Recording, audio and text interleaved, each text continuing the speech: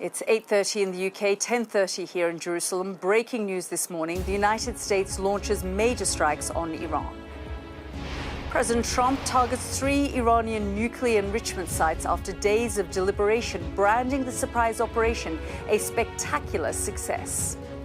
6 bunker buster bombs and 30 missiles were launched, but the president threatens there could be more to come.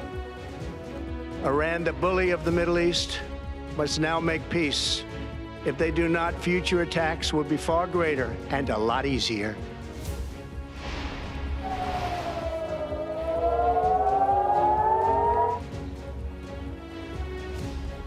Iran downplays the damage but launches retaliatory strikes at Israel, warning America's attack will have everlasting consequences. The political balance in the Middle East has shifted on its axis overnight. As the Prime Minister urges a return to the negotiating table, I'm in Westminster getting political reaction. The Business and Trade Secretary, Jonathan Reynolds, joins me shortly. And for the opposition, we'll speak live to the Shadow Foreign Secretary, Dame Priti Patel. And we'll consider what happens next with legal insight from Lord Falconer, the Justice Secretary for much of the Iraq War, military expertise from our security and defence analyst Michael Clark, and Sky's correspondents around the world. The political balance in the Middle East, as I said, has shifted overnight. We'll be joined here in the studio by the former Foreign Secretary, Malcolm Rifkind, the former head of current affairs at Channel 4, Dorothy Byrne, and the journalist and broadcaster, Kamal Ahmed.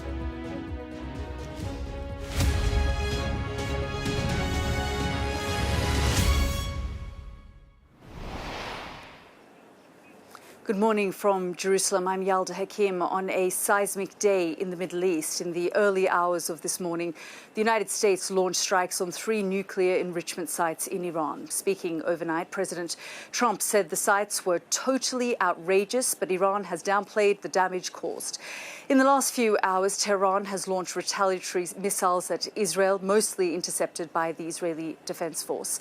Prime Minister Keir Starmer has called for a return to the negotiating table in the last hour, with the Business Secretary telling this programme the UK was not involved but was given advance notice. Our US correspondent Mark Stone reports on the White House's overnight operation. As the president returned to Washington late on Saturday, the face and the swagger were maybe a hint of what was to come. He was back, we had been told, just for a security briefing in the Situation Room. But these images instead captured the most decisive, critical decision of his presidency so far.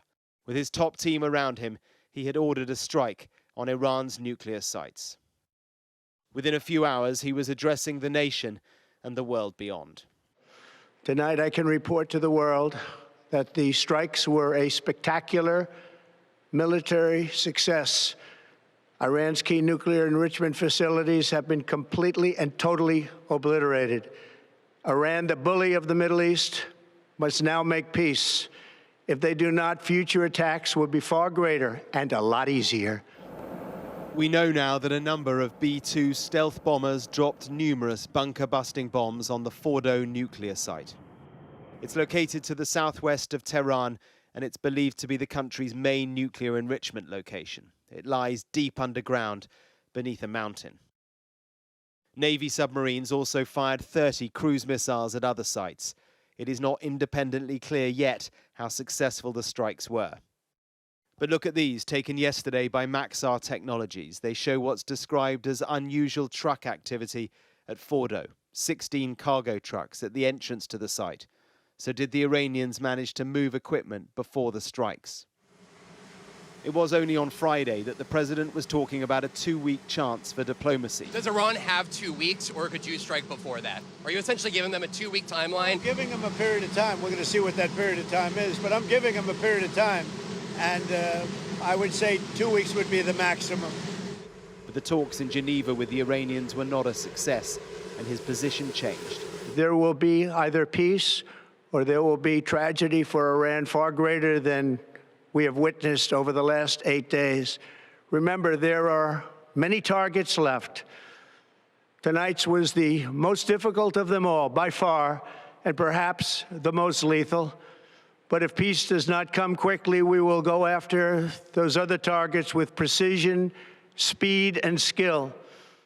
The threat there is clear, that the hardest bit has now happened, and that if he is pushed, he will go after the Iranian leadership. His judgment, it seems, is that one night of decisive, game-changing airstrikes will end Iran's nuclear program for good, but also force the Iranian government finally to de-escalate. It is a huge gamble. In Jerusalem, the Israeli Prime Minister was framing this decision as a new dawn. His leadership today has created a pivot of history that can help lead the Middle East and beyond to a future of prosperity and peace.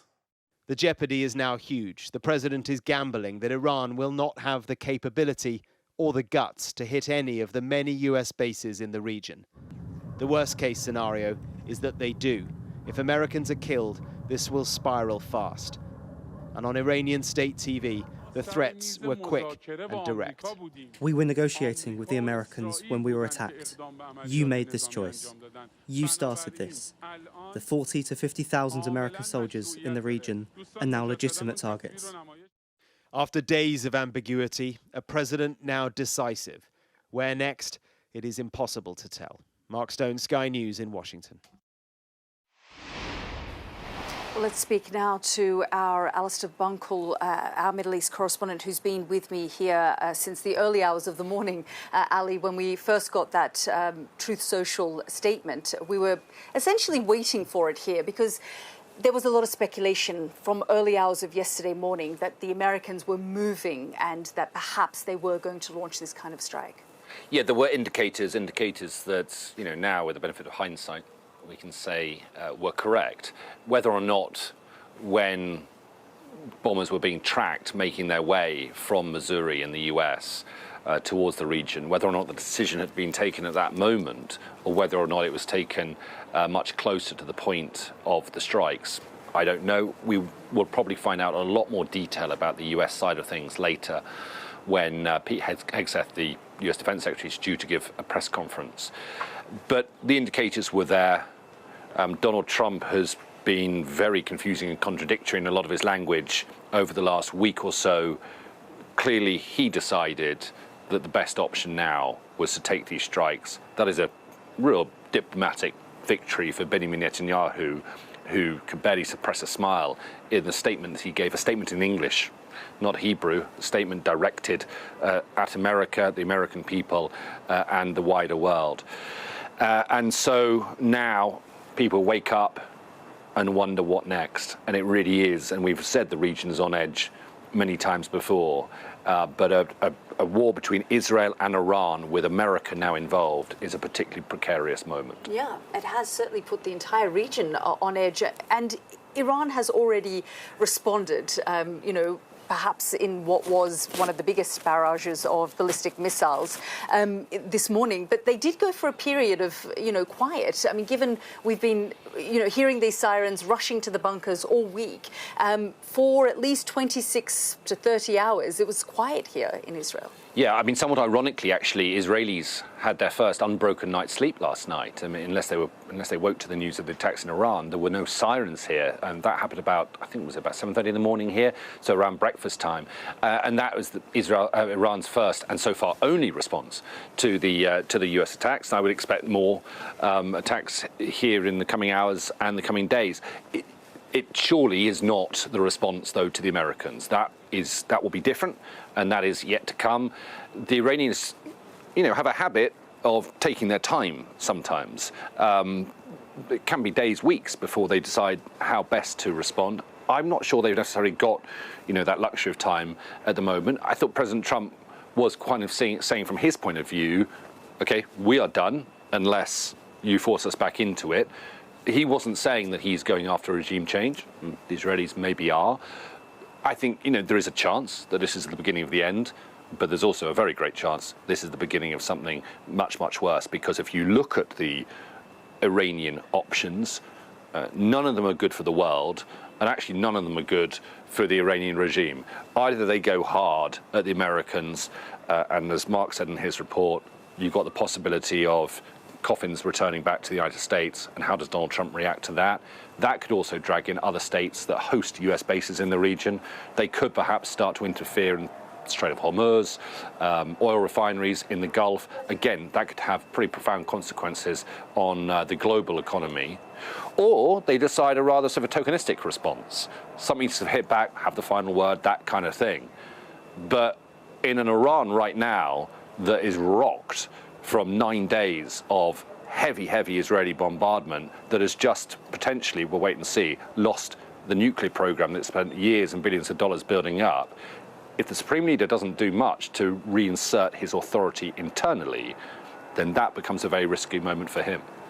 Ali, thank you so much for that update. And Trevor, well, as you can hear, this whole region is on edge because there is currently so much jeopardy. We don't know what is going to come next. Donald Trump has issued that very stern warning to Iran, saying that now is the time for peace, and he doesn't expect them to retaliate. But there are many analysts who are now saying that Iran remains defiant. So we'll have to wait and see, Trevor, what comes next. Thank you, Yalda. Just very quickly, what is the mood there amongst the Israelis?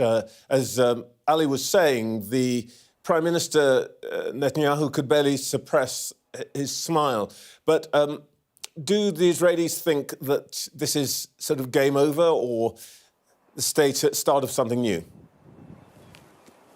Well, Trevor, don't forget this is a deeply divided society. People have been very angry with Benjamin Netanyahu. There have been moments where we've seen 500,000 people out on the streets because they've been angry about the hostages still held in Gaza. They've been angry about the war raging on in Gaza. They're angry at the decisions made by his far-right coalition, namely Ben Gvir and Smotrich. A lot of criticism centered around Benjamin Netanyahu, but he rolled the dice on this one and took a gamble on an issue that he has been pursuing for at least 30 years. And it feels like, very much so here in Israeli society at least, that the public have suddenly mobilized and are backing him. They do view Iran as an existential threat. They do feel fearful of Iran weaponizing their nuclear program. So even those who have been incredibly critical of Benjamin Netanyahu have said to me that strategically, in this moment where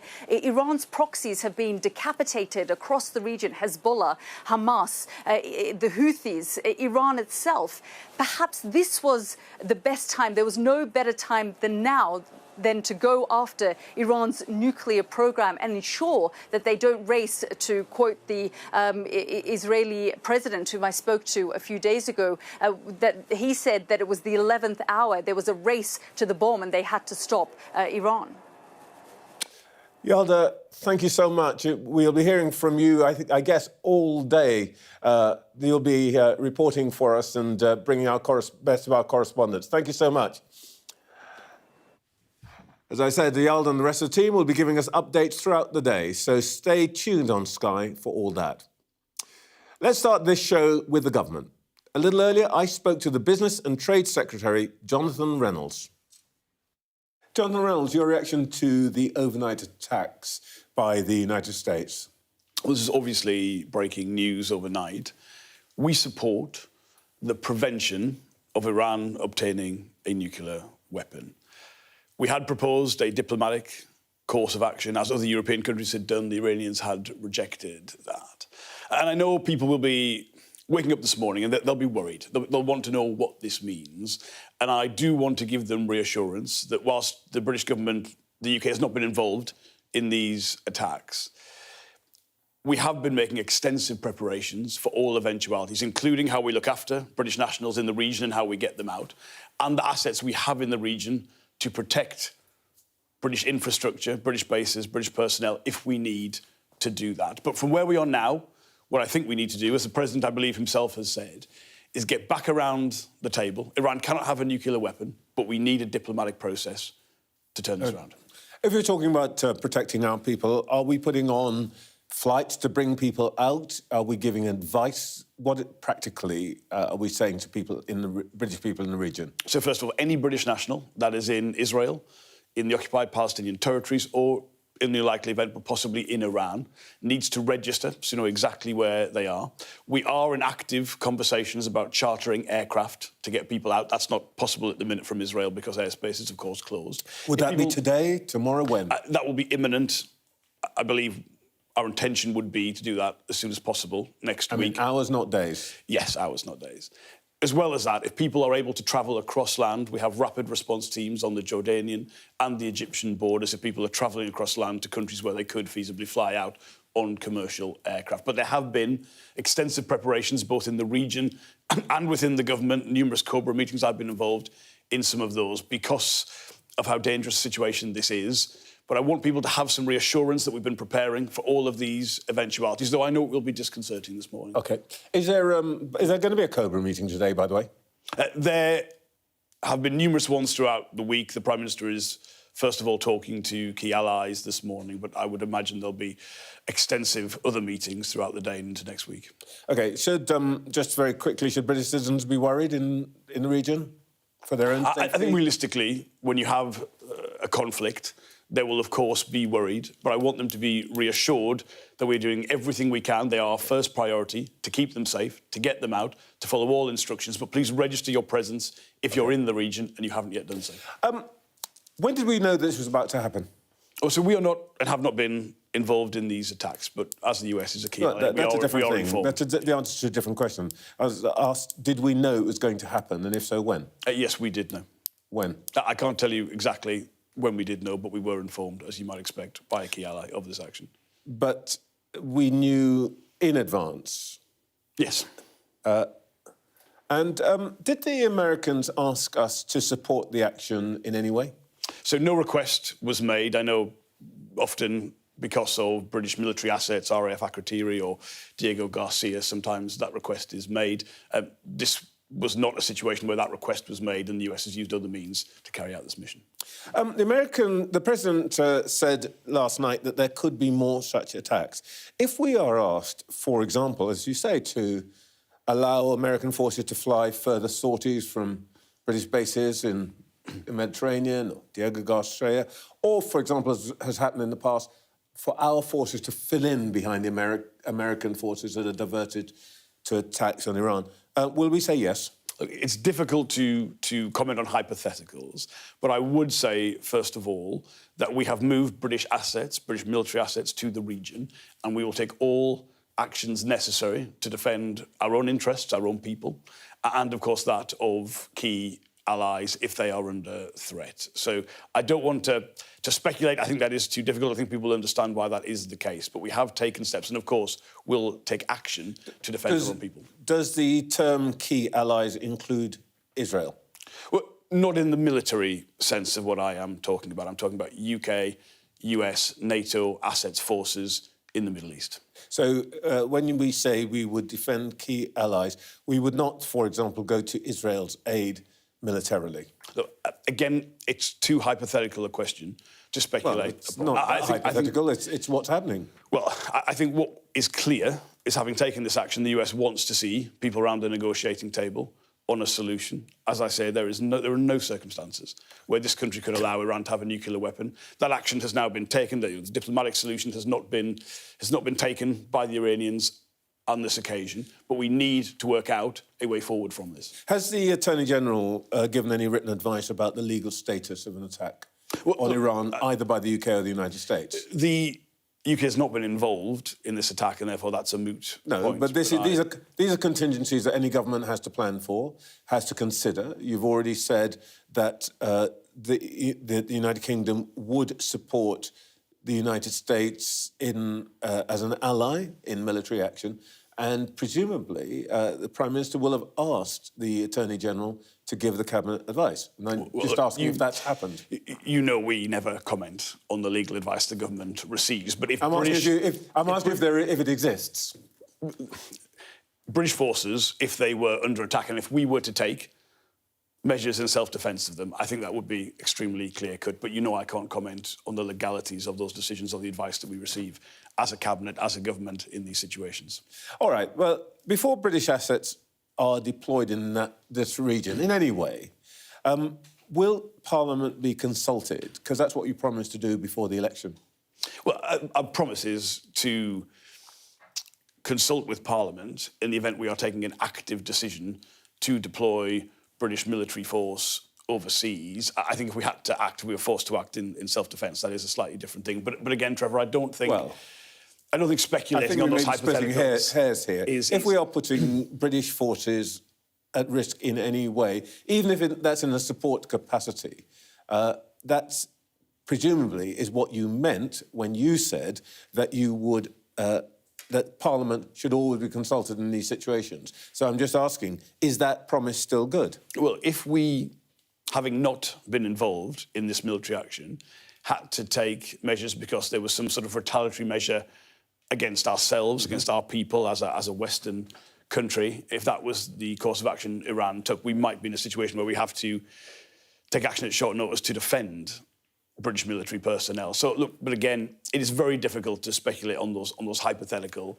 situations. We, on this occasion, have not deployed British military force in this mission. So what I'm hearing you say is that, of course, if it's possible, but Parliament has no guarantee that the government will consult it in the situation where you have to take action to defend British interests, whether they're military or commercial or otherwise. I could certainly say we would be taking action to keep Parliament updated at all opportunities, but I just don't want to be in a situation, given how fast-moving this is, where I'm speculating on situations that may or may not occur. I can only talk to what has happened, which is, in this case, the UK has not been involved in the mission. We do oppose Iran obtaining a nuclear weapon. I think it's very important people understand that would be a direct threat to the United Kingdom and life in the United Kingdom. But at the minute, the best course of action is that this conflict stops and a negotiated diplomatic solution is obtained. Thus far, the Iranians haven't shown any appetite for the kind of negotiation that you're talking about. How concerned are you that they might retaliate? And the way they might retaliate, for example, is not necessarily by hurling missiles, but, for example, by blocking the Straits of Hormuz, where I think about a fifth of oil exports come through the Straits of Hormuz, and any blockage would surely have a major impact on trade and the economy. Yeah, well, first of all, I think you're right to say the Iranians have completely miscalculated their posture in this. I think they have underestimated the change situation in the Middle East. Effectively, people will know Iran has funded proxies, Hezbollah, Hamas for many years, and I think has assumed that that would, because they're proxies, keep them safe from retaliation. That hasn't proven to be the case. You are right to say there are some of the most sensitive interchanges, locations when it comes to global trade in the Middle East, and the Straits of Hormuz is a key one. Again, when I talk about the preparations the UK has made, working with key allies for all eventualities, keeping the Straits of Hormuz open is a key part of that. And again, I would simply say the Iranians have miscalculated this. They have been in a position where they've underestimated the international resolve. Would we deploy our naval assets to make sure that the Straits of Hormuz are kept open? The Strait of Hormuz, I should say, by the way, is kept open. Look, again, hypotheticals aren't tremendously well, again, it's helpful, not hypothetical at all. They've done it before. They've tried to do it before.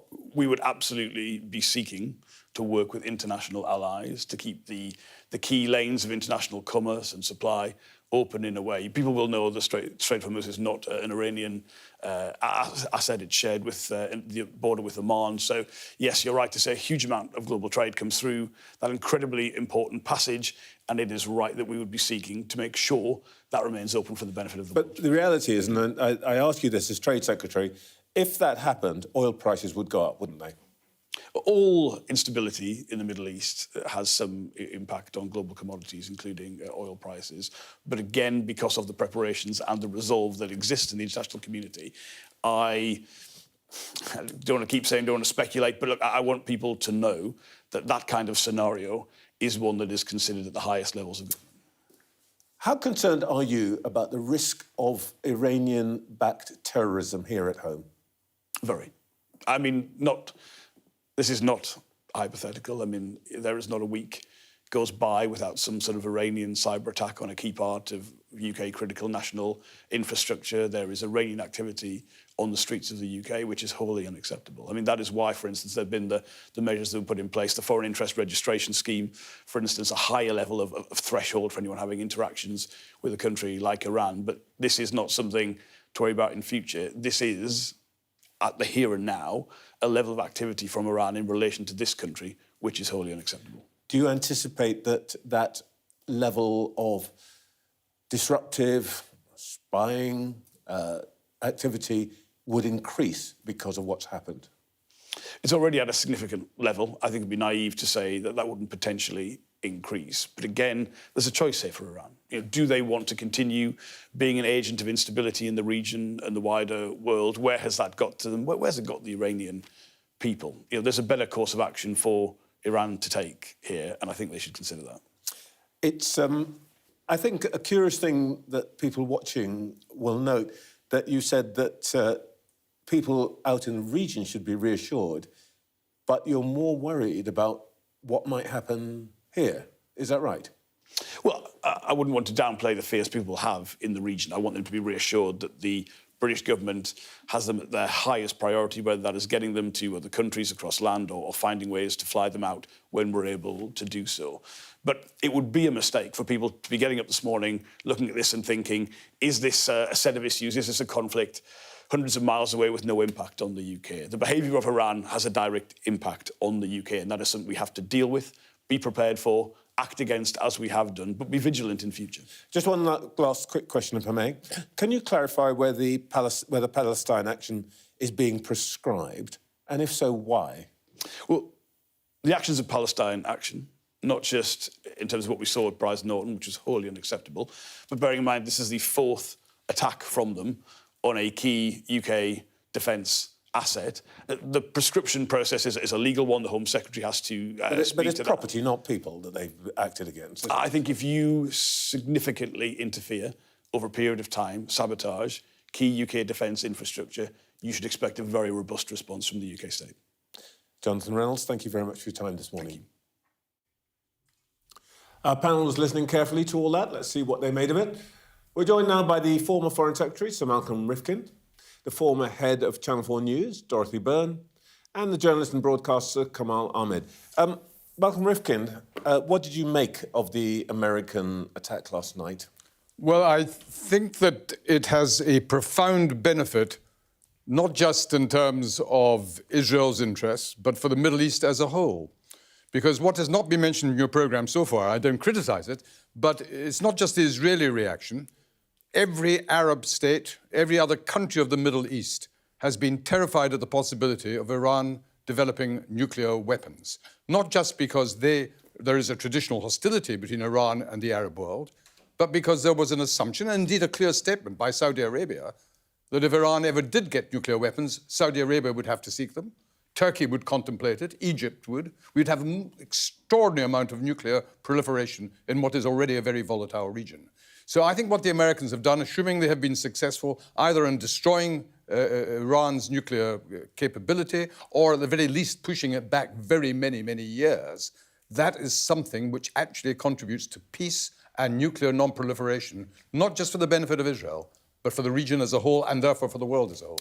I want to talk about the situation in the region as a whole a little later after we actually talk to our correspondents around the region. But Dorothy, do you think the Americans net have succeeded?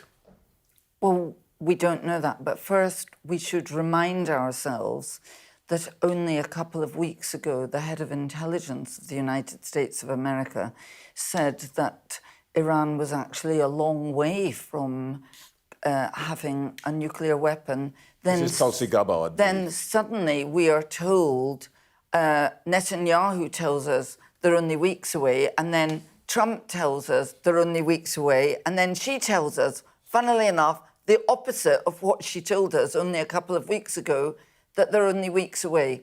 So if the justification for this attack was they were only weeks away, I'm afraid that isn't convincing.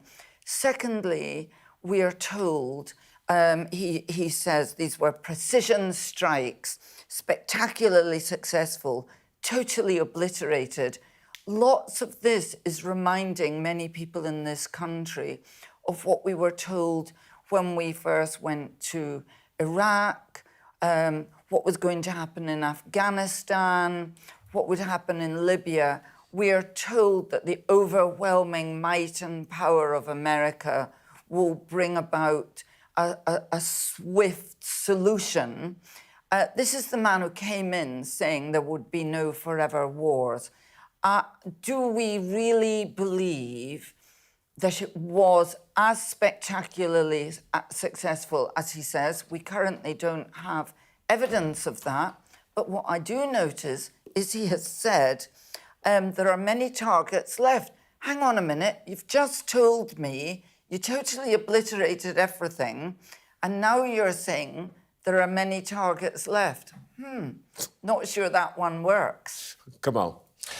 I was on your programme last year, the day that Bashar al-Assad fell in Syria. And if you think of how Benjamin Netanyahu has acted post the horrific attacks on October the 7th, many people thought he would fall after that.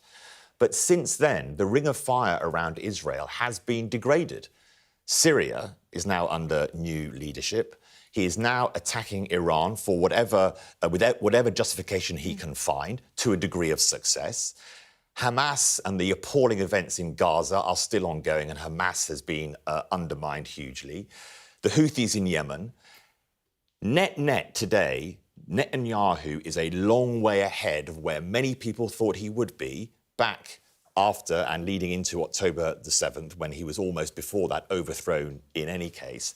And I think for Israel now and for Iran, the existential threat to Israel is reduced and the existential threat to the Iranian regime is increased. And what can Iran actually do? I was interested in Jonathan Reynolds saying the threats of terrorism, but are degraded.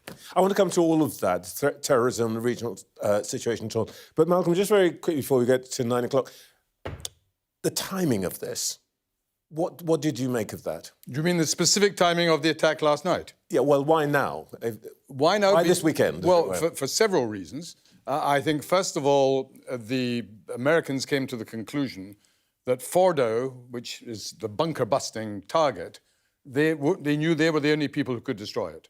And the Israelis would continue to aim their weaponry at other but less important targets.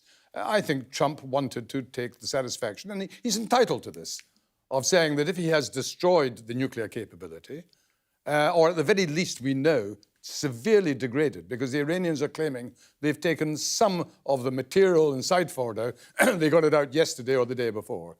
Even if they've got that, they have no highly protected sites that could not be taken out either by the Israelis or the Americans very easily. So the world is a safer place than, frankly, I thought it was going to be 24 hours ago. Okay. It is just coming up to 9 o'clock, I think. You're watching Sunday Morning with Trevor Phillips. In the last hour, the Business Secretary has confirmed that the UK was not involved in President Trump's overnight strike on 3 Iranian nuclear enrichment facilities, but said that Downing Street was given advance notice. Well, we've still got the Shadow Foreign Secretary Dame Priti Patel and former Justice Secretary Lord Falconer to come in the next hour. But first, let's return to Israel. In Tel Aviv, explosions have been heard in the past few hours. Our correspondent Cordelia Lynch is at an explosion site now. Good morning, Cordy. What can you tell us? Well, we're on the outskirts of Tel Aviv, and there is a huge cordon in place in this area. It's a residential and a commercial area, and there's been a lot of buildings with significant damage. We've been speaking to residents who've been trying to return to their homes, trying to grab any belongings that they can. But we've seen inside some of these homes, and the destruction is significant. Interestingly, when you speak to people, they are shaken by this, but they have resolve too. They support this war. They support Benjamin Netanyahu, even if they didn't before, and they have welcomed the strikes, the support from America overnight as well. But Certainly, I think in terms of some of the strike sites that we have been around in the past week, the expanse of it here is what sort of strikes you. They've been bringing in some of the bulldozers, trying to clean the debris. We've seen people returning to try and get some of their pets as well. And we can show you shots that show central Israel from above, and you get a sense of the impact that this strike has had in and around the area. They are doing their best to try and bring this under control, but there are a huge amount of residents affected by it. We just went inside one home and you could see all the way down the street at least 5 buildings with their windows completely blown out, and it's going to take a long time before people are able to return. Cordy, we're seeing some pictures from inside the apartment that has been hit. From what you're hearing on the street, literally, I guess, are Israelis thinking this was, broadly speaking, to their advantage, as their Prime Minister's been saying? I think many Israelis that you speak to feel that they have the edge in the conflict, and they believe that Benjamin Netanyahu was right in taking the moment, seizing the moment when he did. I think there is also a sense that people anticipate inconvenience. They know that their homes might be hit in the way that we have seen this morning, and they are used to going down to the shelters to protect themselves. Most we have spoken to did exactly that. They went down, they sat it out, and they are now trying to sort of assess the damage, count the cost on their lives. But I think I'm quite struck, really, by how unfazed people seem. There is a determination, there is a support for Israel's leader, and you see we're just being moved on. This is a sensitive area. They're doing their best to try and bring things under control here, but certainly some uncertain moments ahead. Cordy, we'll let you get to a safe place. Thank you very much. Now let's hear from the opposition. Their voice this morning is the Shadow Foreign Secretary Dame Priti Patel. Good morning. Good morning, Trevor. Your reaction to events overnight? Well, I think, first of all, America's actions were absolutely essential. We have got to the stage, as we've seen actually in the last 9 days or so, where Iran coming to the negotiation table simply was not happening in any constructive way. We had the IAEA report disclosing the extent to which Iran's capabilities on nuclear were just increasing, and they went beyond civilian capabilities. So these strikes were essential. I think the strikes from both Israel and from the United States, it's quite clear that the American military was the only military capable of literally dropping those bombs on Falconer. And the fact of the matter is, Trevor, I've said this many times, I think many people this morning are saying this as well, Iran is a terrorist state. They sponsor proxies. They harm us, for a start. They harm the United Kingdom and our interests, as well as the chance of death to America and their objective, which has always been to eliminate the state of Israel, which is simply not acceptable. You say that it's essential. Does that mean that you would have given up on diplomacy?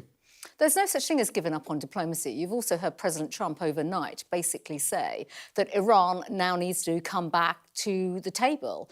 And if they don't, there'll be additional consequences. So this is a moment where now Iran has to look very deeply at itself in terms of what they do next, clearly. But the reality is, we've also heard President Trump, I think he said this on Friday as well as last night, that the talks that were taking place on Friday in Geneva, they simply were not going anywhere. It is pretty extreme form of diplomacy to say, we've bombed the hell out of you, we've reduced your capacity to zero, so now come and talk. That's not what's normally meant by diplomacy, is it? Actually, that's not, Trevor. I mean, let's be very clear about the context of this. This has been going on for months and months and months.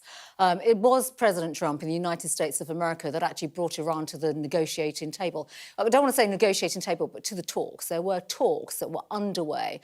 And it was while those talks were taking place that Iran basically demonstrated that they were not acting in good faith. We had the IAEA report. We learnt so much more about the capability of Iran. And by the way, it's not just on nuclear, it's also on ballistic missiles. We should recognise that Iran has been supporting Putin in Putin's attacks on Ukraine. We know the range of those ballistic missiles. They would threaten Europe. They're a threat to us. We have state-sponsored activism and terrorism in our own country. We saw an Iranian spy involved in our base in Cyprus yesterday. These are not things that we can just sort of wring our hands over anymore. There has been a long history here. And to the credit of America and President Trump, he has led the way in terms of trying to have diplomatic talks with Iran, and he did forewarn them that there would be consequences if they did not engage. For viewers who don't follow these things as closely as you or I might, the IAEA is the watchdog, essentially, that verified to what extent Iran was building up military capacity as opposed to civil capacity. But your point that you've just made, which is a point also made to some extent by Jonathan Reynolds this morning, is that there is a risk of terrorism here at home. How serious do you think that is? So I think it is serious. And I say this as His Majesty's opposition will work with the government, absolutely, because the fact of the matter is politicians in this country and the government of the day must ensure that we are protected. When it comes to protecting our interests at home and abroad, that is a responsibility of the government. Now, we know about Iranian proxies in this country. This is not new news at all. We know our agencies and our counter-terrorism police, they're all working incredibly hard when it comes to the watch lists, the activisms, all the work that takes place. Look at what happened at Brize Norton just a couple of days ago. Look at our base in Cyprus. Look at the arrests that were made of Iranian operatives approximately now about 6-7 weeks ago. They'll be prosecuted under new terrorism laws that came into force last year. That's why our terrorism laws are always under review. We enhance them. But I think the government will have to think about a couple of things too, if I may. Sure. First of all, the threat levels in our country. Are they running the slide rule over that? Are they doing all the due diligence? I think the answer to that will be yes. I guess COBRA will meet later on today. We also have a lot of British nationals, both in Israel and across the Middle East. What are the government's plans? Because I actually wrote to David Lammy a couple of days ago, asked him as of last Monday, what are they doing on repatriations of British nationals from Israel? When we heard last week, on Friday, I think it was, the United States were ready to evacuate something like 25,000 US nationals. So what are we doing to ensure that we have greater security of Britain, our equities and our people? You won't have had a chance to see it, but Jonathan Reynolds said this morning that plans to bring people or afford people the opportunity to come home are in process, and it'll be hours rather than days. But just to come back to the other point you made, would you obviously don't have access to all of the information, but is it your instinct that our threat levels ought to be raised? So I think at this stage, I can't comment because I've not seen this, and plus the strikes happened overnight. I can't speculate in terms of whether the levels should go up. And I do know what the agencies would be doing right now. They'll be absolutely looking at all the threats to us, and they'll be working with our Five Eyes allies and many others. But the point being is that the government will be doing this work. If it needs to be raised, and obviously that is something that is a serious moment for us all. And that does also mean that not just the government, but our intelligence agencies, our security agencies will be doing so much more. They work incredibly hard anyway, Trevor. They'll be doing even more to make sure that our people are safe, our equities are safe in the UK. By that, I mean our bases and all the key sites, but also within the region too. Before British assets are deployed in any way, whether directly or in support, do you want Parliament to be consulted, perhaps a vote? Well, I've actually said no, I don't think so, because at this stage, and I was interviewed actually by one of your colleagues, Sophie Ridge, last week on this very point. Things happen very fast. We've seen that overnight with the American strikes. So the government must do everything. We'd back the government when it comes to supporting, making sure that we are protected effectively as a country. Those decisions can come very, very quickly if threats are imminent or things materialise. And, I'm not going to speculate on some of those aspects. We would obviously work in conjunction with the government when it comes to briefings, making sure that the right decisions are being made. We would, of course, use Parliament and all other aspects of scrutiny. This isn't a free pass to actually scrutinise the government on their actions and decisions. And I have to say, we know that we were not involved, I gather we were not involved in the activities last night. If Yeah, Jonathan Reynolds was pretty clear if about Prime Minister Starmer was called by President Trump, I would have thought one of the obvious questions from there is, what did we offer? Did we offer any support? What was that conversation based upon? Because it wasn't just the bombings last night. We have equities in the region. Reynolds says we weren't asked. Just very, very quickly, if I may, before we finish. Would you support the prescription of Palestine action? Absolutely. Priti Patel, thank you very much for this morning. Back to our panel. So Malcolm Rifkin, Dorothy Byrne and Kamal Ahmed. Malcolm, can we just go back, in a way, to the mechanics of this?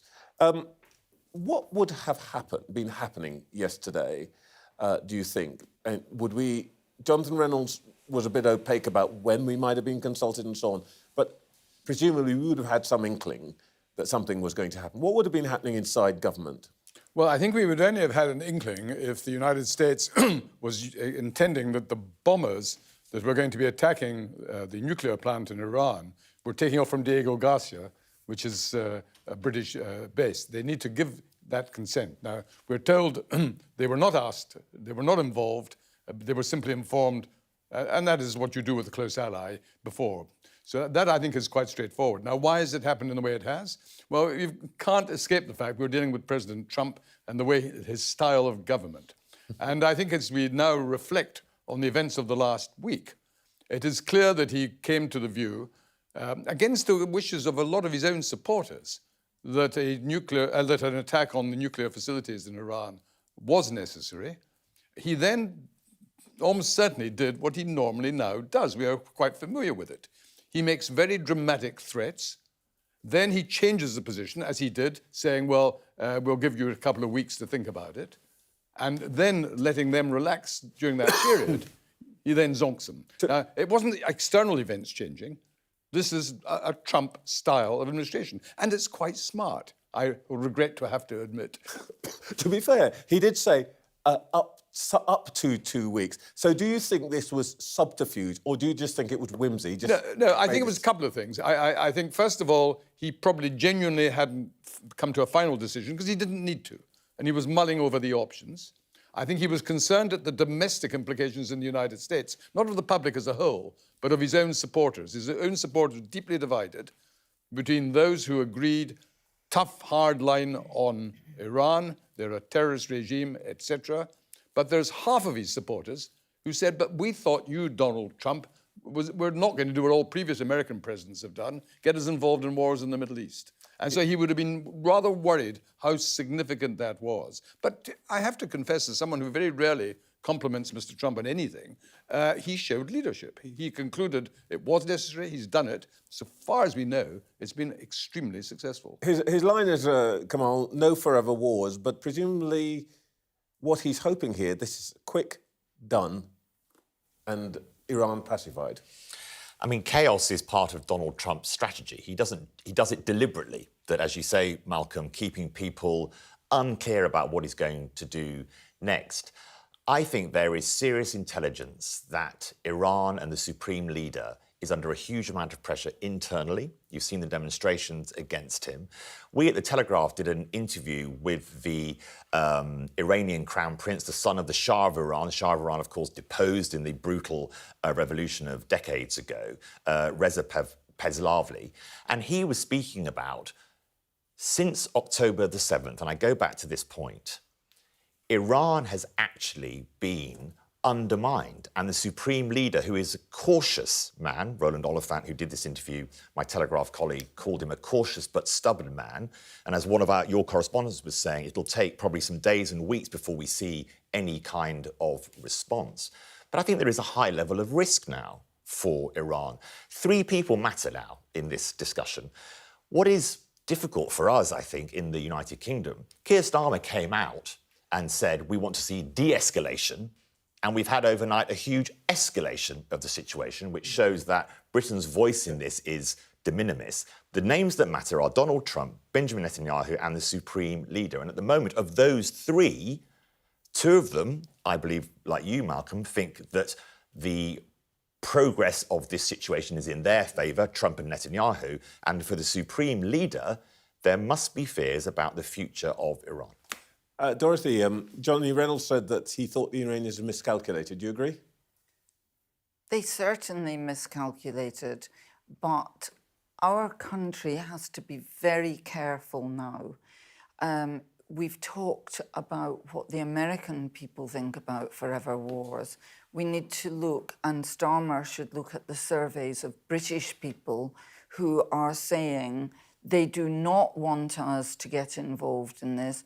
If it's Iran versus Israel, what side should we be on? In surveys, they say we shouldn't be on anybody's side. And I have to disagree with you when you say that Donald Trump was entitled to do this. Was he actually legally entitled to do it? Oh, we may find out a little later. And Priti Patel said it was essential. Was it actually essential? As I said before, it's so easy to start a war and then you get stuck in it. And in my lifetime, that's what I have seen happen again and again. And I think there will be many British people worried. Are we going to somehow get drawn in here? Okay. Priti Patel was implying we maybe would agree to let our bases be very used. quickly, Mark. Yes, I mean, Dorothy makes a lot of very good points. But you are implying all along this is purely between Israel and Iran. It's nothing to do with us. I'm sorry, this is about nuclear proliferation. And Britain has as much interest as anyone else. The Non-Proliferation Treaty bans Iran from developing nuclear weapons. They are very, very close, till yesterday, to doing that. We all benefit, the world benefits, if that potential has now been removed. I'm pretty sure that's a conversation that's going on over breakfast as we are having it here. A little bit of news. We know Iran's foreign minister will be giving a news conference at 10 a.m. UK time from Istanbul. So we are going to get more Iranian reaction then. We'll have a better idea, perhaps, of what the Supreme Leader is thinking. Now, in the meantime, after major developments like this, minds evidently turn to the military capabilities of the powers involved. Now, few people know more about that than Sky's security and defence analyst, Michael Clark, who joins me now. Hello, Good Trevor. morning, Michael. Sorry, so I can hear you. We spoke to the business secretary earlier on, and he was saying that that essentially he thought the Americans had done the right thing and so on. Let me first start by asking you, do you believe, as Donald Trump says, that Iran's capacity to enrich uranium has essentially been obliterated? That's Mr. Trump's word. Well, nobody will know that for at least a couple of days. It'll take, after battle assessments, post-damage assessments will take 2 or 3 days, even with the good quality of Israeli intelligence that's all over the place and American surveillance and satellite surveillance. So they won't know how much damage they've done to Fordo, which is the big underground plant, where it looks as if they might have dropped up to 6 of these M57 bunker buster bombs. That would be plausible, 3 aircraft carrying 2 bombs each. So it'll take a little while to work out on that. The other problem is that there was a lot of speculation last week that the Iranians were moving some of their highly enriched uranium around. I mean, a whole series of trucks were seen a few days ago. I mean, great line of 20 or 30 trucks in and out of Fordo last week. And I think one of the things that pushed the Israelis to lean on the Americans so hard, so quickly, was the fear that Iran was dispersing its highly enriched uranium. And whether they've done that or not, the fear that they've done it will keep people on edge, I think, in the United States. So that whatever President Trump says in the immediate aftermath of the attack, clearly they flew probably 3 B-2 bombers over Fordo. They released about 30 Tomahawk missiles, probably from the USS Georgia, the Ohio-class submarine that's in the region. So they know that they conducted the operation, but they won't really know the effects of the operation for some time. And if the Iranians are able to keep up either the reality or the pretense that they've still got highly enriched uranium elsewhere, then although you could say, well, that will invite more attacks, it will also give them some leverage against the idea of a complete surrender. Let's talk about both the reality and also then, if you like, the potential. On the reality, there's been a lot of talk about these bunker-busting bombs, 3,000 pound bombs, I think, being carried on the B-2 bombers. What is your assessment of their capability to get through what must be hardened sites that the Iranians have their nuclear labs and so on under? Yeah, I mean, Trevor, it's one of those big things that everyone's been talking about recently. The M57 is said to be able to penetrate 60 meters of concrete, some say up to 100 meters of concrete, but nobody is sure what it will do against the rock formation, that's rock and soil, and nobody's entirely sure how deeply buried the things in Fordo are that they really want to get to. They can certainly destroy the infrastructure on the surface and some of the stuff that's, further down, but nobody is entirely clear exactly how effective an M57 would really be on a real mountain, because it's never been used before.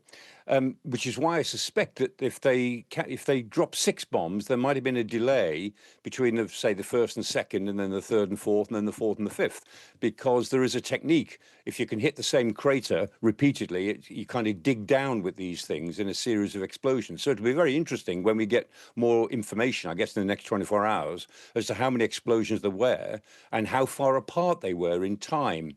But the simple answer to how effective are these bombs, the answer is nobody knows, because they've never been used operationally before. This is their first go.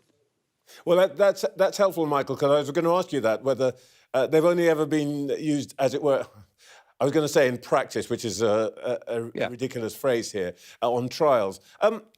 Can the Iranians hit back? What do you think their capacity is now? Well, their capacity is to, if they choose to, and of course it'd be a very dangerous thing to do, they can hit back either internationally by interfering with shipping or effectively closing the Strait of Hormuz. There's pros and cons from their point of view doing that, mainly because it would upset China more than anyone else, because most of the tankers that come down through the Strait of Hormuz now, they don't turn right anymore, they turn left. They go to Asia, they don't come to Western Europe or the United States. So closing the Strait of Hormuz would be a major international development, but it would affect Iran's, as it were, principal customer and a very important power. But they might try to internationalize it in other ways, with terrorist attacks elsewhere in the world, in Western Europe and the United States. Or, of course, they might try to target American service personnel in the region. Now, CENTCOM, Central Command, which is based in Doha, there are about 40,000 American service personnel around the region. So there's 10,000 in Kuwait, there's another 10,000 in Qatar, there's about 5,000 in the United Arab Emirates, about 5,000 in Bahrain, and then there's 2,000 here and there, in a couple of thousand in Saudi Arabia. So there are 40,000 service personnel scattered around bases. There are major air bases in Qatar, in United Arab Emirates, in Saudi Arabia, in Kuwait, and a major naval base in Bahrain. So there are no shortage of targets for attacks against American interests. And there are Americans on the ground in Iraq, for instance, who will be much more vulnerable in the bases they occupy in Iraq. There's only about 1,000 of them, or 900, I think, last time I looked. In fact, but they're there, and they could be targeted. In fact, we're going to talk to Stuart Ramsey about exactly that point. Just very quickly, Michael, the last question. As a military strategist, I guess a kind of question that a politician might ask you now is very straightforwardly. How long do you think the Israelis can keep up their campaign, and how long can the Iranians resist? The Israelis could keep up their air campaign for some time, I mean, for quite a while, for several weeks. But they can't keep up fighting effectively a war on 3 or 4 fronts for so long as they're doing in Gaza and possibly in Lebanon and possibly against the Houthis, because their resources, their human resources are stretched and their economy is suffering. I mean, this war is costing them a lot of money, even as an air campaign, but they can keep it up. The Iranians, I suspect, will play it long. I mean, it's a country of 90 million people. Israel is a country of 10 million people.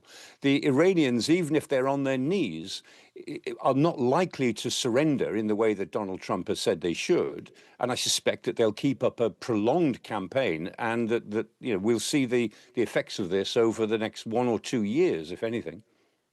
Michael, thank you so much for making all of that clear. You always help me understand things that I've never thought about before. Okay. Well, Iran has made clear that they do intend to retaliate. They've already been launching missiles at Israel earlier this morning. But they've suggested, as Michael was just saying there, that American bases in the Middle East could be targets. The United States does have diplomatic representation in neighbouring Iraq. And our special correspondent, Stuart Ramsey, joined us from the city of Erbil in northern Iraq. Good morning, Stuart. You must have heard Michael there saying that, of course, this is going to be an issue for all Iran's neighbours. What do you think the Iraqis are going to be thinking this morning? Well, they're certainly concerned about attacks here. That's, if you like, the civil population. We know that the government has a very difficult line to take, actually, on this one, Trevor, because it has to stay close, or it naturally is close to Iran with its Shia government. But it's also close to the United States and is somewhat dependent upon it. There are, as we say, bases here. There's one only a few miles away behind me.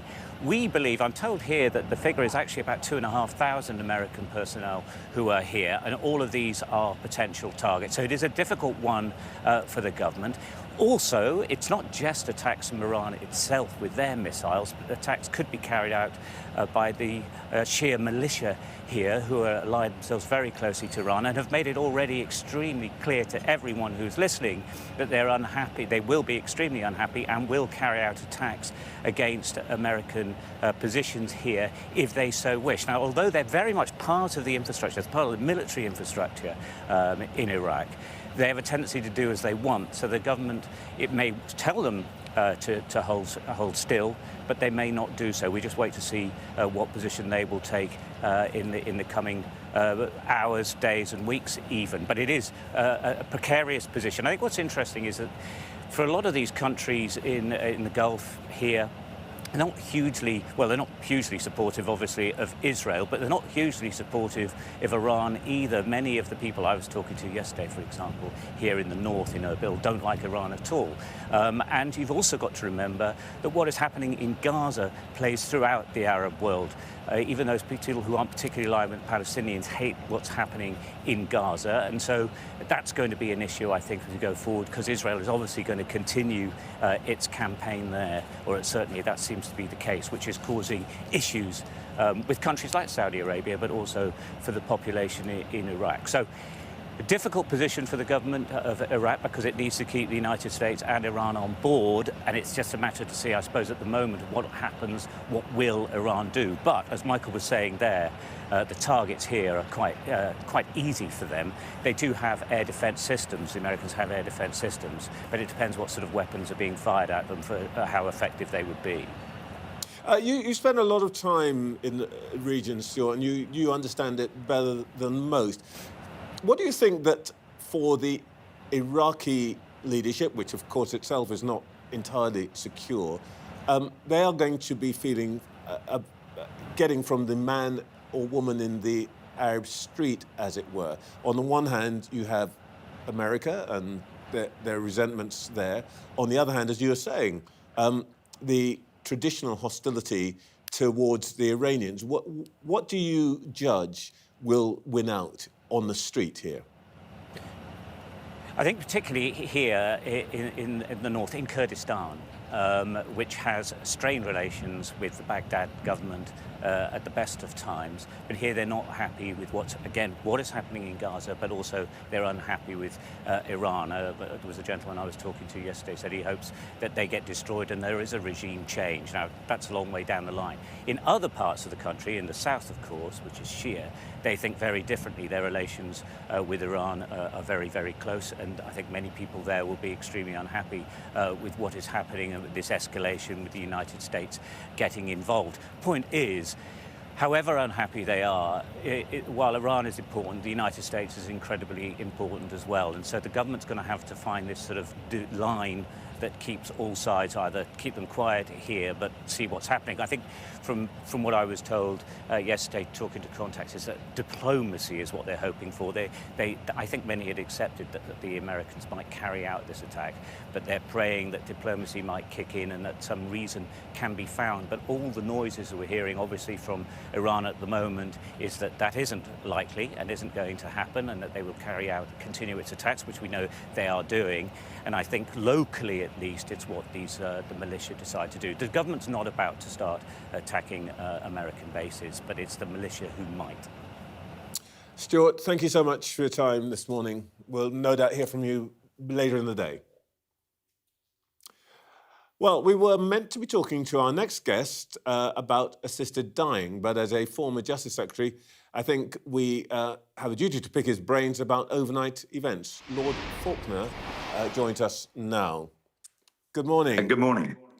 As a former government law officer, Lord Chancellor, no less, if we were to be asked by the USA to support military action against any facility in Iran, who has the power to make that decision in our government?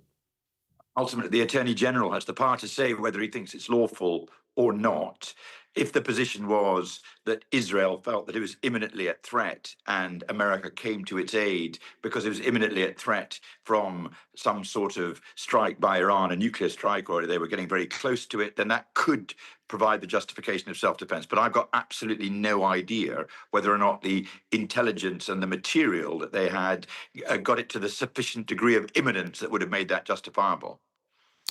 I talked to Jonathan Reynolds about this morning, and I thought he made quite a significant distinction between what he described as our allies, in which he included the United States and implied that pretty much anything that might be a danger to United States interests would also be of significance to us.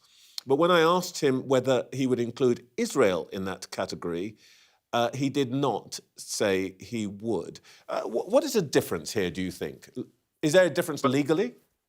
I think that legally the position is we could only provide assistance if we were providing assistance to an ally against an imminent threat to that ally. And I think the only question of an imminent threat would have been in relation to Israel. I think that's the international law position. I think that we would regard, for the purposes of international law, both America and Israel as inverted commas allies for that purpose. So if there was an imminent threat and America was standing beside Israel, if we were willing to stand beside Israel as well, we could have participated. But it never arose as an issue. But I suppose it might arise now. Well, it depends what happens now, because if the position is that there are attacks on, for example, American bases, we can provide assistance in relation to that, because that would be a matter of self-defense at that point. A separate issue is the question of whether any of this needs to go to the House of Commons for support. And interestingly, neither Reynolds nor Priti Patel seem to think that it would be necessary for the House of Commons to sanction or to support military action. Is that correct? I think constitutionally that is correct, but a practice has developed that either immediately before, or if you shouldn't do it before because you're warning the people you're attacking, the government should go to the Commons as quickly as possible afterwards to indicate what they've done, and then see if it's necessary to seek formal approval if there is major division about what's being done. But the idea of doing this without at least informing and, if appropriate, seeking consent is broadly what people think the right course was now, I think. But I mean, at the moment, there's no question before we took... Sorry, Charlie. Did you... No, go on, I apologise. One last legal question, as it were, on a related question. It is now being said that the government plans to prescribe the protest group Palestine Action. We know that there's process that has to be followed by the Home Secretary and all that. Is, in your judgment, the series of things that they have done, which are mostly crimes against property, I mean, quite serious ones, and, you could argue they threaten the security framework and so on, are these the crimes that are essentially commensurate with the need to prescribe an organisation, which means, for example, just membership, never mind what you do, would be a crime? I am not aware of what Palestine Action has done beyond the painting of things on the plains in Brize Norton. They may have done other things that I don't know.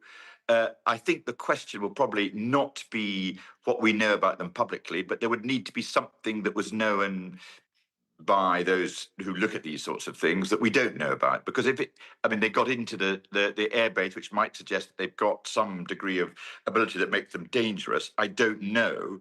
But generally, that sort of demonstration wouldn't justify prescription. So there must be something else, and I don't know about it.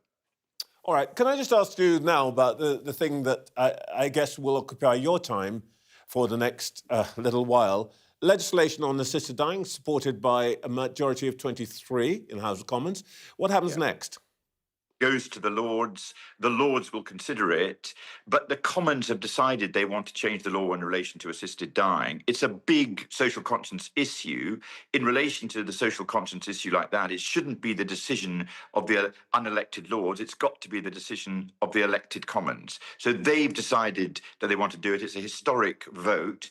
For us in the Lords, our job is to scrutinise, to see if we can improve, to make suggestions to the Commons. But if they don't want to take our improvement suggestions, then we've got to go with the decision of the Commons. It's not for us to make the big decisions on this. Charlie, you'll understand why I couldn't talk to you more about that. I hope you'll come back so we can have more conversation about that in due course. Thank you so much. But we now have to go to a new piece of breaking news. In the last few moments, Iran's foreign minister has posted a statement directly addressing the United Kingdom. He says, "Last week we were in negotiations with the United States when Israel decided to blow up that diplomacy. This week we held talks with the E3 EU when the United States decided to blow up that diplomacy. What conclusion would you draw? To Britain and the EU High Representative, it is Iran which must return to the table. But how can Iran return to something it never left, let alone blew up?" Back to our panel, Sir Malcolm Rifkin, Dorothy Byrne and Kamal Ahmed. Malcolm, this is a response, I think, to the Prime Minister's statement this morning. You're in Foreign Office. What would you make of it? Well, you know, I think the Iranian Foreign Minister was making a rather irrelevant point, if I may say so. Throughout the crisis of the last few weeks, it has been a combination of military activity on both sides, the Iranians themselves sending missiles and so forth against Israel. But diplomacy has also been part of that process because there have been quiet talks going on between ministers and so forth. Now, the challenge that the Iranians have to address is it is manifestly clear that from a military point of view, they're flat on their face. Not only were the Israelis able to defeat them and have total control of Iran's airspace, but the Americans have now done what they have done, which has profound consequences. So the real issue is not who said what, when, how, or whether. It is whether now the Iranians will be realistic about their actual circumstances and all that the United States, a lot, but all that the United States and most of the world would like from Iran is to abandon expressly and explicitly the nuclear activity that could have led to nuclear weapons. If they do that, then we have no reason to even contemplate military activity. Dorothy, if you were, sitting in the gallery here and in your old job and you had to interpret this, what would you say this is telling you about the Iranian position?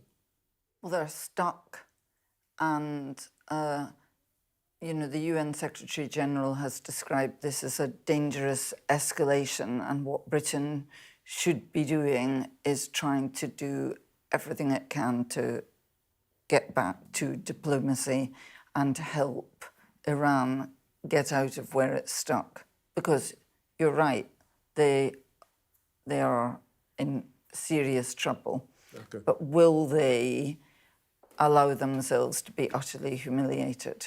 OK. Well, we're behaving like a news programme this morning. There's more news. Let's cross over to our security and defence correspondent, Deborah Haynes. Or possibly we won't, because she isn't quite in position. Yes, she is. So, good morning, Deborah. Well done for sprinting into position. What have you got for us?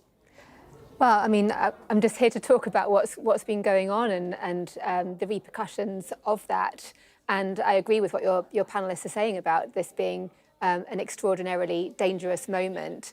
The UK has been calling for de-escalation, but it's clearly falling on deaf ears when it comes to Donald Trump. And I think the dynamics that we've always used to calculate what might or might not happen in moments of intense global crisis. They no longer count because the relationships between Western allies have changed with Donald Trump in the White House. And then also the calculations of what's been called this new axis of powers, Russia, China, Iran and North Korea. That too plays into everything that's happening. No crisis can be isolated now. And so the big question is, yes, clearly Iran has been severely weakened over the past year and a half, with its allies being targeted by Israel in Lebanon with Hezbollah, Hamas obviously in Gaza, the Houthis in Yemen, and now the regime itself with the last week and a half of strikes, and now America getting involved. Clearly there will be a retaliation by Iran. Everybody is anticipating that. Whether it will be a symbolic strike, as we saw when Trump was last in the White House and went after Qasem Soleimani, you'll remember, the Iranian general that was killed by Donald Trump, and that prompted those two powers to almost get into direct confrontation, in the sense that Iran did strike against American targets in Iraq. But I'm only interrupting you. Sorry, Deborah, I'm only interrupting you because actually we've got something I want to show you on that specific point, and I'd just like to get your reaction to it because you understand these things. One of our colleagues spoke to the Iranian ambassador a few minutes ago, actually. So have you thought of any plans of retaliation for last night's strikes? Everything is under consideration. What does that mean, sir? According to our mutual, our benefits, our interest, we are going to consider all of the matters, inshallah. What can that include? It has been monitored by the Iranian authorities. Have a good day, sir.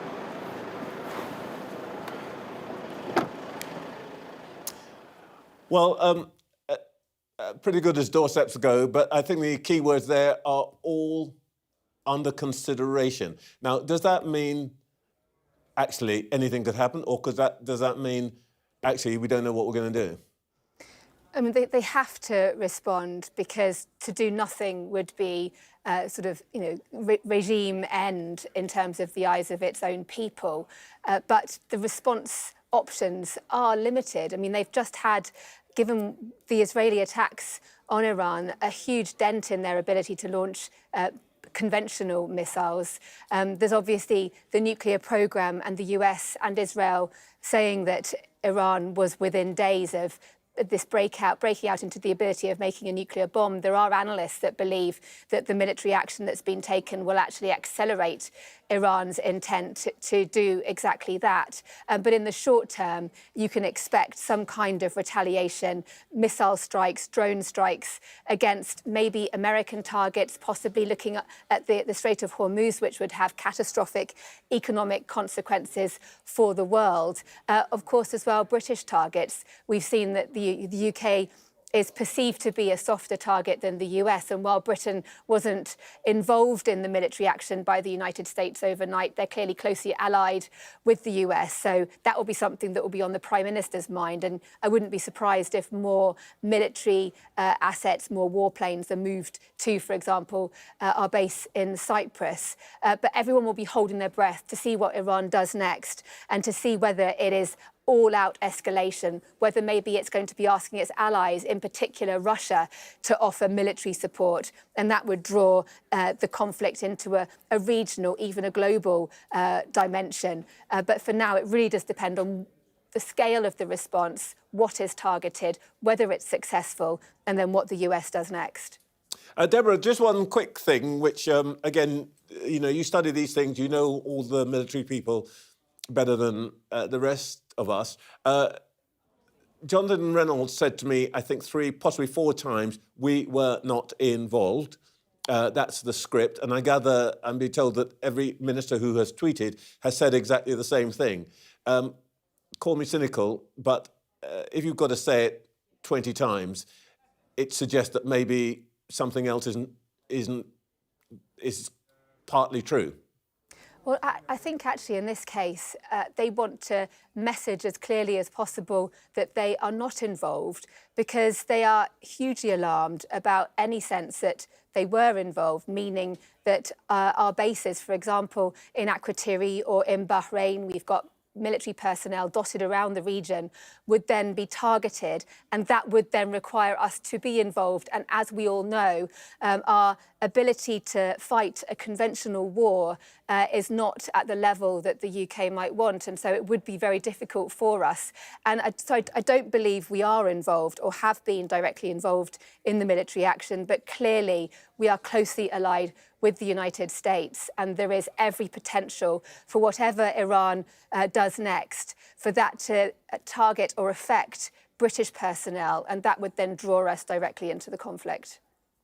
Deborah, thank you so much for that. Back to our panel. So Malcolm Rifkind, Dorothy Byrne and Kamal Ahmed.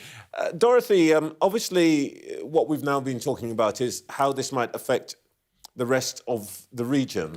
There's one reading of what's happened this morning, which is that the Israelis and the Americans are essentially drawing this episode to a close because Iran is weak, it won't really be able to respond, and there will be some messy, but there will be some kind of settlement.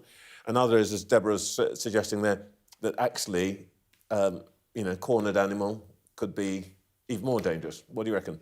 I think we don't know, but I think we should be very worried and concerned, and we should not just live in hope that they've solved everything. But the one thing that we have not discussed this morning at all is Gaza. Has Gaza just stopped? I open my newspapers and all I read is Iran. All we have talked about this morning is Iran. When Netanyahu referred to a peaceful future for the Middle East, look at what's happening in Gaza. How is there going to be a peaceful future in the Middle East? We must not allow ourselves to forget Gaza. I think there is an interesting point, just building on that, Dorothy. I think around civilian deaths and fear. I mean, Cordelia, your correspondent spoke a little about the events in Israel. We still have Israeli hostages after the horrors of the Hamas attack. Israel itself is obviously under regular attack, often, fortunately, unsuccessful, but still living in great fear. Of course, their borders are now closed, so people are trapped in Israel and cannot leave. Then you have, as you say, Dorothy, the events in Gaza, what is going on there, the thousands of deaths there, and the horrors that we have seen there. Then there's the West Bank, and you think of Iran itself. Iran itself, after Israel's attacks, civilians are dying there. And I think often when we have discussions about military activity and bunker buster bombs, and it all sounds rather exciting and, thrilling, real people are being killed and civilian populations are being killed and the violence is increasing. And I would say, bringing together some of the expertise we've had in the last hour and a half and how brilliant it has been, is that in the immediate sense, Iran is in a very difficult position. And its nuclear situation now, the supreme leader must be considering, should he do the North Korea route? Iran is in the non-proliferation treaty. It is at least attempting to have negotiations in a global sense. North Korea is not a member, obviously, of the non-proliferation treaty, nor is Israel. Does the supreme leader, Ali Khamenei, now decide, right, forget all that diplomacy. This hasn't worked for us. What has happened? We have tried to do diplomacy. Now, it may not be trusted for good reason, but we have done the diplomatic route. And as the foreign minister was saying, that has been blown up, literally been blown up by America and others. Do we now withdraw from the non-proliferation treaty and go our own route and then dare you, as North Korea has done, to attack us for that? So I want you to respond to that, Malcolm. Before we do, I should say that, apropos Gaza, the IDF has just said, last minute or so, that they recovered 2 bodies of hostages dead and 1 soldier, or Israeli soldier, also dead. And Malcolm, what do you make of... Yes, I don't think Iran has the sort of option that has just been suggested, because North Korea was able, without any military conflict with anyone else, to develop its nuclear weapons arsenal. Now, so far as we know, either Iran has already lost in the last 24 hours that potential, or if it still has highly enriched uranium and would like to develop it, it can only do so in unfortified parts of the country and hope that the Israelis and the Americans won't discover where they are. Now, we know that's inconceivable. So informed has Mossad, the Israelis and the Americans been, that if they even begin to try to do further nuclear enrichment, they will just be bombed out of the sky. Now, the second point I wanted to make is that you asked various questions about the likely Iranian reaction to what has happened. I think we have to put this into two separate categories. First of all, on the one side, yes, there will be violent rhetoric, threats of what will happen. This will go on forever. We are going to destroy everyone who's attacked us. And they feel like it. It's an entirely natural rhetoric, but it doesn't actually hurt anyone or have consequences in itself. Linked to that is the symbolic use of their either terrorist or military capabilities against the Americans or the British or someone else closing the Straits of Hormuz. This is symbolism. It's creating a nuisance, but it's not going to change the history of the region because they can only do that in a limited way. So the real question to ask is there anything available that the Iranians have that could change the course of history to their advantage in a permanent sense? And the answer is none. I couldn't have said that 6 months ago, but they cannot even defend their own country, and there is no other means they have so they have to go back to the route of discussing, primarily with the Americans, a deal that allows them to normalize their relations. We've got a minute to go, and I just want to ask one word which has only been mentioned once on this programme, I think, thus far: China. They're a big ally. What's China going to do? China, 2 points. First of all, you're not going to get... Very quickly. No, please. Dorothy. I don't think they want to do... They'll do as little as they possibly can. But I wouldn't rely on... I wouldn't rely on us knowing that either. And it will be more than a nuisance. People will die. Oh, yeah, but, that's not... And death is not just a nuisance. So but on that specific point about China, remember, we did hear earlier how China would be the country that suffered most if they closed the Straits of Hormuz. A typical example of how limited the options for the Iranians actually are. Sorry, Kamal, but that is it from us on this seismic day in world affairs. We'll have every minute covered by our top teams worldwide, so stay with us on Sky News.